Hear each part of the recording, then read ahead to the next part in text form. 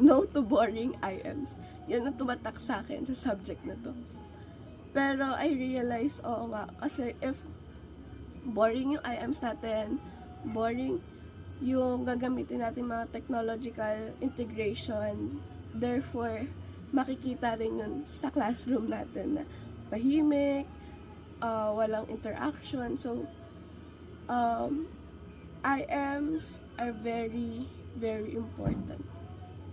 So, sa subject na to, sobrang na-challenge ako na maghanap ng mga technological integration, mga application na parang sinasabi lagi ng prof. Hindi, nagagamit na yan, hanap pa ng iba, boring, ganyan. Pero, nakakatuwa kasi, grabe, ang dami pang application na pwede natin gamitin. And, super, na-amaze din ako kasi, kapag naghanap ka, may makikita ka talaga. And kapag ginawa mo yung best mo na maghanap, makakahanap ka rin ng best na application na magagamit mo. And sobrang nakakatuwa lang kasi sobrang dami palang application na hindi na-utilize ng maayos. Na parang sobrang dami pang application na pwede nating gamitin instead of Canvas, instead of Google Slides. But yeah, sobrang nakaka-help yung mga yon. Pero, mas maganda rin na try natin sumubok ng iba pang application para even yung students natin mamamangha sila na, hala teacher, saan mo nakuha yan? Hala teacher, bago po yan. So, doon parang nagkakaroon na ng classroom interaction. And, super na-amaze lang din ako kasi hindi ko in-expect na sa lesson plan integration ko ng technological integration ko, hindi ko siya in-expect na parang iba-iba talaga yung makukuha. Parang at first tinanggap ko na okay, kasi ang hirap maghanap. Pero, even in my revision of lesson plans, mas nakakahanap pa din ako ng application. And this application really helped na ma-boost yung confidence mo in front of students.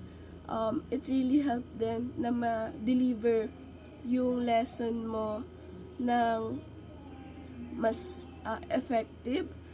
And also, ayun, hindi nagiging boring yung classroom. And, yeah, ngayon parang maganda pa rin naman na may traditional IMs. Hindi natin dapat tanggalin yung traditional IMs.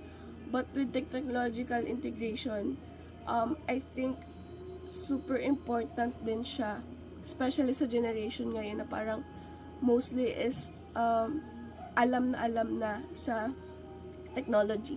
And even sa season natin ngayon, meron pa rin tayong face-to-face and online session.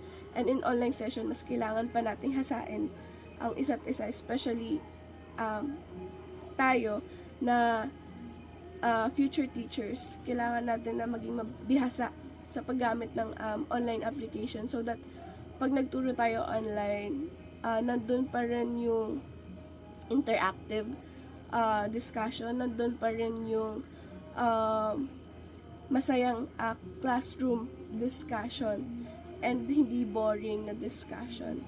Ayun, overall naman sobrang dami ko natutunan, dami ko nakitang applications, and I know na hindi lang to for lesson plan, but I could really use it in our near future.